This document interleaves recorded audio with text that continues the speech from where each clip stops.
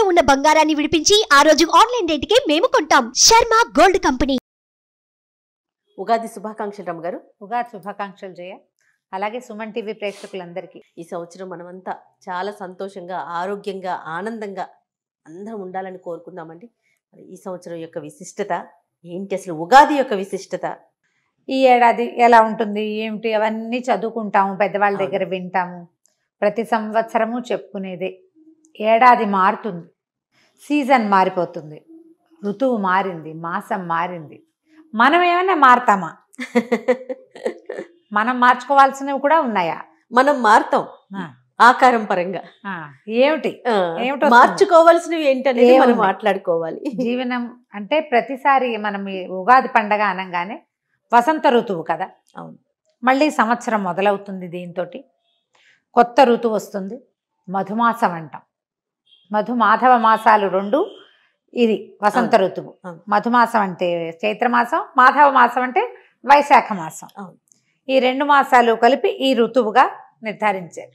ఇప్పటిదాకా అంటే ఇది వరకు ఈ పండగ వస్తూనే చిన్న చిన్న పిందెలు, చిటిపొట్టి పిందెలు, మామిడి పిందెలు కనపడే. ఇప్పుడు ఆవకాయకి సరిపడా ఆ మాత్రం కాయలు, రమ్మగారు పళ్ళు కూడా వచ్చేస్తున్నాయండి, పళ్ళతో సహా వచ్చేస్తున్నాయి. అంటే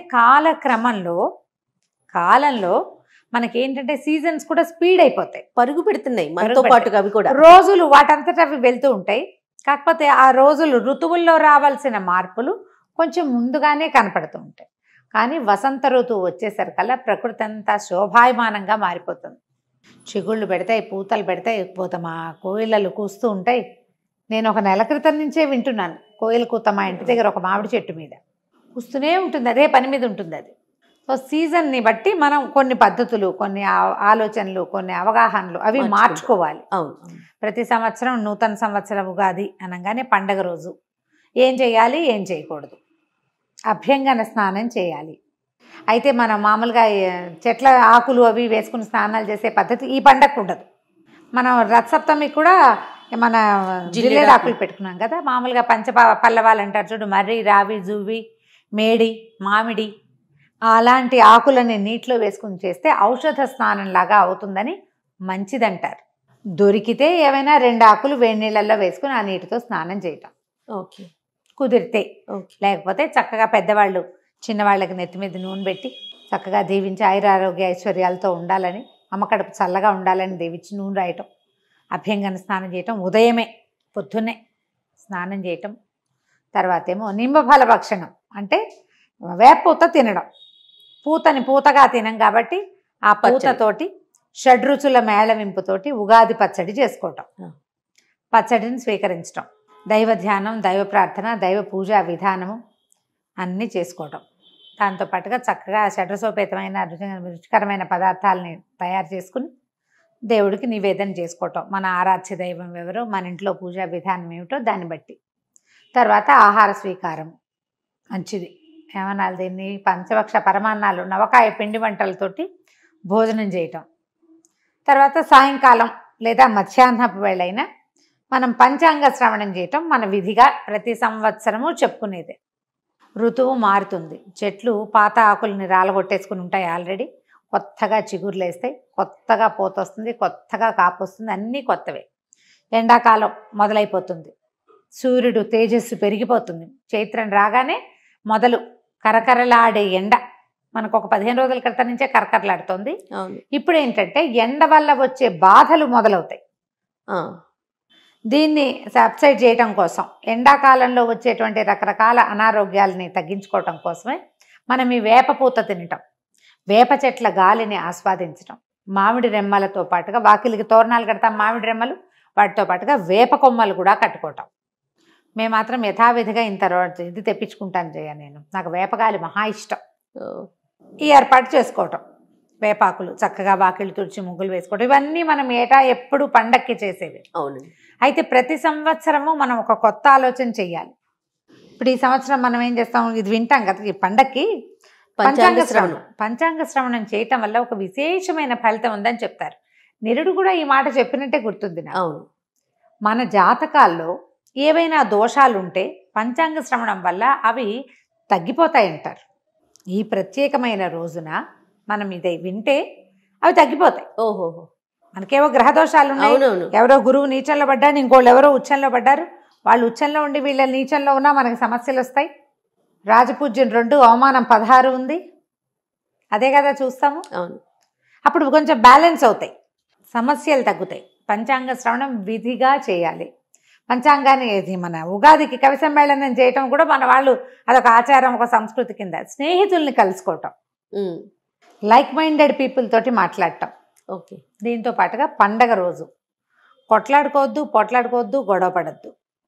ప్రతి పండగకి చెప్తాం. ఈ ఉగాది పండగ ఏంటంటే సంవత్సరపు మొదటి రోజు కాబట్టి సాధారణంగా పెద్దవాళ్ళంతా చెప్తారు, తొలి రోజున సరిగ్గా ఉంటే మళ్ళీ రోజు కూడా సరిగ్గానే ఉంటుంది. తొలి రోజు సరిగ్గా ఉండాలంటే పండగ రోజున సక్రమంగా ఉండాలి. ఏదో చిన్న విషయం మీద చిలికి గాలివాన చేసుకుని కొట్లాడుకోవద్దు.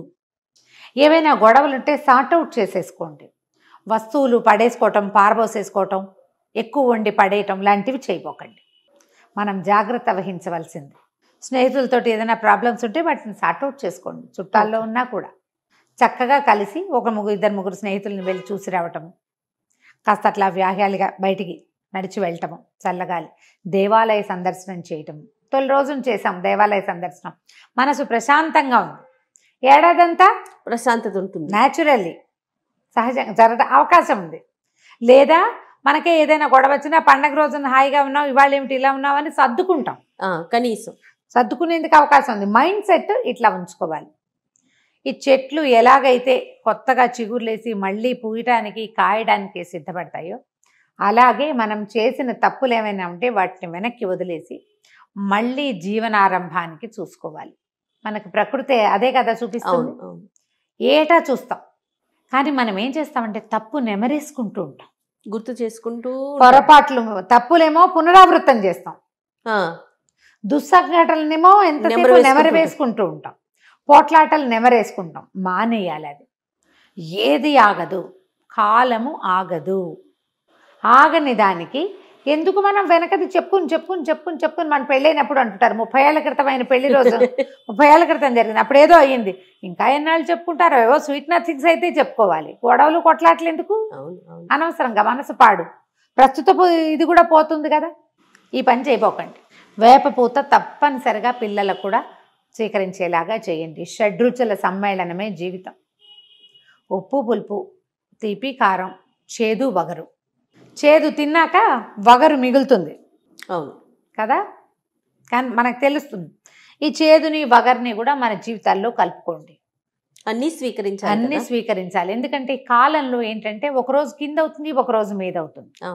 పగలు రాత్రి లాగానే జీవితంలో ఇన్ని రుచులు వస్తూనే ఉంటాయి.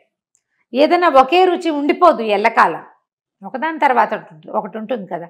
అందుకని ఈ షడ్రుచుల సమ్మేళనమైన పచ్చడిని ఇప్పుడు తినిపిస్తారు. మనం ఏటా ఇవే మాటలు, ఇవే కబుర్లు, ఇదే విషయం మాట్లాడుకుంటూ ఉంటాం. ప్రతి పండగ రోజున అభ్యంగనం చేయాలి, ఇలా మంచి మాట్లాడుకోవాలి, దేవతార్చన చేయండి, భగవత్ సాన్నిధ్యంలో కొంచెంసేపు గడపండి, ఇంటిల్పాది చక్కగా స్నేహంగా ఉండండి. చెప్తూ ఉంటామా, చేస్తూ ఉంటున్నామా లేదా, అదే ఆలోచించుకోవాలి. అది కదా ఆలోచించాలి. ఆలోచించండి. పండగకి 2 రోజుల ముందు నుంచే మనం ప్రిపరేషన్ మొదలు పెడతాం కదా. ప్రిపరేషన్ చేసేటప్పుడు ఏం చేస్తాము, నీట్గా లేని దాన్ని సరి చేసుకుంటాం. ఇల్లు ఉడిచేస్తాం, తుడిచేస్తాం, ముగ్గులు పెట్టేస్తాం, వాకిళ్ళకి చక్కగా పసుపులు రాస్తాం, తోరణాలు కడతాం, కొత్త ఇవి అలంకారాలు చేస్తాం, దుప్పట్లు గిప్పట్లు అన్నీ కొత్త వేసుకుంటాం. కొత్త బట్టలకి చాలా మంచిది ఉగాది పండగ. కొత్త బట్టలకి పసుపు పెట్టి చక్కగా కొత్త బట్టలు వేసుకుంటాం. ఇవన్నీ కొత్తవి చేస్తున్నాం కదా, ఇవన్నీ బాగు చేస్తున్నాం కదా. మానవ సంబంధాలు కూడా బాగు చేసుకోవద్దు. ఖచ్చితంగా పాత కక్షలు, కార్పణ్యాలు, గొడవలు అన్నీ వదిలేసి మళ్ళీ ఫ్రెష్ స్టార్ట్. అంతే. నేను ఒకనే స్టార్ట్ చేస్తే సరిపోతుందంటే లేదు, వాళ్ళకు కూడా చెప్పండి. అందరికీ ఇదే మాట. అంతే కదా. పోనీ అడిగేదో మన వైపు నుంచి వేద్దాం. అదే అంతే కదా. మనం స్టార్ట్ చేస్తే ఆటోమేటిక్గా తొలెడుగు మనం వేస్తే మలెడుగు ఎక్కడో చోట పడుతుంది. చేయాలిగా, ఖచ్చితంగా చేయాలండి. ఇలా ఆలోచించాలి. ఇప్పుడు మనకి ఇప్పుడు మన వైపే కాకుండా నార్త్ ఇండియాలో కూడా అంటే రాముడు తిరిగి వచ్చిన రోజని భావిస్తారు వాళ్ళు. అందుకని ఏం చేస్తారంటే మనకి మన శ్లోకాల్లో కూడా చెప్పబడింది నింబఫల భక్షణము, తర్వాత ఏమో ఇది పతాకావిష్కరణ. మన ఏమనాలి దాన్ని, జెండా, కాషాయ జెండా ఎగరేస్తారు. ఓంకారం కానీ స్వస్తికం కానీ రాసి ధ్వజారోహణ అంటారు. ధ్వజారోహణం అంటే ఈ రోజున కాషాయపు జెండా, కాషాయము హిందుత్వానికి ప్రతీక, అవును, మన భారతదేశానికి ప్రతీక. దాంట్లో ఓంకారం కానీ స్వస్తిక్ కానీ ఏదైనా ఒకదాన్ని రాసి ఎగరేస్తారట. ఎగరవేసే వాళ్ళు ఇదివరకు ఇంటి మీద ధ్వజారోహణ చేసాం.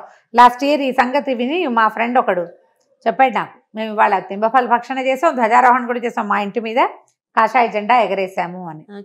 అంటే ఇది హిందుత్వము అని భావించకండి, మనకు పురాతన కాలం నుంచి ఉన్నదే. హిందుత్వ భావాల్ని పెంచి పోషించడం కాదు. మనం ఈ రోజున అలా రాముడు అయోధ్యకి తిరిగి వచ్చిన రోజట ఈ రోజు, అందుకని వాళ్ళు పండగ చేసుకునేవాళ్ళు, వాళ్ళు ఇలా చేసుకున్నారు. మనం కూడా చేయొచ్చు, ఆసక్తి ఉన్న వాళ్ళు చేయండి. లేకపోతే మన మామూలు పద్ధతి ప్రకారమే వాకిళ్ళకి పసుపులు రాయటం, వాకిట్లో చక్కగా ముగ్గేసుకోవటం, పువ్వుల దండలు కట్టడం, మామిడి మండలు వేప మండలు కట్టుకోవటం, వేప పువ్వు తెచ్చుకోవటం, చక్కగా బాగు చేసుకుని కాస్త చింతపండు పులుసు, అందులో వేప పూత కలిపి, తర్వాత ఉప్పు బెల్లము, ఇదివరకు మిరియాలు వేసేవాళ్ళు, తర్వాత కాలంలో పచ్చిమిరపకాయ వేసుకుంటున్నాము మనం. వాళ్ళ తర్వాత పచ్చిమిర్చి అలవాటు అయిపోయింది కదా. దీంతో పాటుగా చిన్న మామిడికాయ, లేత మామిడికాయ పిందెలు సన్నటి ముక్కలు తరిగి అవి కూడా కలుపుకోవటం. నేనైతే ఎవ్రీ ఇయర్ చెప్పేది 2-3 అరటిపళ్ళు వేసుకుంటాను, నేను బైండింగ్ బాగుంటుందని. ఎవరెవరి అలవాటు మట్టి, కొన్ని చోట్లేమో దాన్ని ఉంటారు పుట్నాల పప్పు వేస్తారు, చెరుకు ముక్కలు వేసుకుంటారు, దానిమ్మ గింజలు వేస్తారు, జామ పళ్ళ ముక్కలు వేస్తారు. మీ ప్రాంతపు ఆచారాలు పద్ధతుల ప్రకారం వేప పూత వేసినటువంటి ఉగాది పచ్చడిని స్వీకరించండి. గొడవలు లేని ఉగాది పండగ, ఆరోగ్యాన్ని కలిగిన ఉగాది పండగ మన సొంతం కావాలి అనుకోండి. పండగ బాగుంటే ప్రతిరోజు పండగగానే ఉంటుంది. పైగా ఇటీవల కాలంలో ఏంటంటే మనకు కొన్నేళ్లుగా న్యూ ఇయర్ January 1st ఇచ్చిన ప్రాధాన్యత మనం ఉగాది పండగకి ఇవ్వటం లేదు. పిల్లల్లో కొంచెం ఉత్సాహం తగ్గుతుంది. పెద్దవాళ్ళు మనం చేయకపోబట్టే కదా ఇంట్లో పిల్లలకి తెలియకపోవటం. అందుకని ఇది మన దేశపు పండుగ, మన పండుగ. పైగా December 31st January 1st వెదర్లో వచ్చే డిఫరెన్స్ ఏం లేదు. డిసెంబరు జనవరి పేర్లు మారుతాయి, ముందు రోజు చలే మర్నాడు చలే. మనకి చూడండి మా ఫాల్గుణ మాసం చైత్ర మాసానికి ఎంత డిఫరెన్స్ వచ్చేస్తుందో. అవునండి, డ్రాస్టిక్ చేంజ్ కనిపిస్తుంది, విపరీతమైన మార్పు కనిపిస్తుంది. పండగ వెళ్ళిన 3వ రోజు నుంచి కాలడం మొదలు పెడుతుంది. మనకి వెదర్లో వచ్చే మార్పుని తెలుసుకోవాలి. పైగా ఇప్పుడు ఎండాకాలం ఏంటంటే మనకి ఎండ వల్ల వచ్చేటువంటి బాధలు ఎక్కువ వస్తాయి, ఆట్లమ్మలు, పొంగులు, అలాంటి జ్వరాలు వస్తాయి, స్కిన్ ప్రాబ్లమ్స్ వస్తాయి. దానికి వేపపూత మందుగా పనిచేస్తుంది. వేపపూతని అమృతంగా భావించాలి. చక్కగా మంచి ఎండిన వేపపూతను సేకరించుకోండి, అట్టి పెట్టుకోండి. సంవత్సరంలో కొన్ని నెలలు బాగా వర్షాలు తగ్గి చలి ముదిరేదాకా కూడా నెలకోసారి తినచ్చు. ఈ సీజన్లోనే వేపపూత దొరుకుతుంది కాబట్టి పూతను సేకరించి పక్కన పెట్టుకోండి. వేపపూత సేకరించడం, దాన్ని వేయించుకుని ఎలా తింటామో కావాలంటే మనం కిచెన్లో ఒకసారి చూపిద్దాం. తప్పకుండా అండి. ఆ వేపపూత అప్పుడప్పుడు ఒక చిటికెడు అంతైనా నోట్లో వేసుకోండి. నేనైతే పచ్చి వేపపూతే తింటాను. ఎప్పుడు అంటారు కదా, తింటాను నేను, చాలా ఇష్టం నాకు. ఆ చేదుని ఆస్వాదించడం నేర్చుకోండి, అది ఒంటికి చాలా మంచిది. పండగలో భాగంగా దాన్ని కూడా తీసుకుంటాం. అంతే కదా, ప్రయత్నం చేసి చూడండి. ఇప్పటిదాకా ఉగాది పచ్చడి మీ పిల్లలకి టేస్ట్ చూపించకపోతే ఈ సంవత్సరం అట్టే చేదు లేకుండా కొంచెం తీపి ఎక్కువగా వేసైనా సరే ఒక్క స్పూనైనా ఉగాది పచ్చడి అలవాటు చేయండి. పండగ రోజున పొద్దున్నే లేవండి, తల స్నానం చేయండి, దేవుడికి దండం పెట్టుకోండి, ఉగాది పచ్చడి తీసుకోండి. మధ్యాహ్నం మీ తాలూకు గ్రహ ఫలితాలని తప్పకుండా వినండి. ఫ్యూచర్ ఈ సంవత్సరంలో రాబోయే సమస్యల్ని మనం సగం తగ్గించుకోగలుగుతాం. పెద్దవాళ్ళు చెప్పిన మాట వినాలి కదా. అంతే. తప్పకుండా గారు. నమస్తే.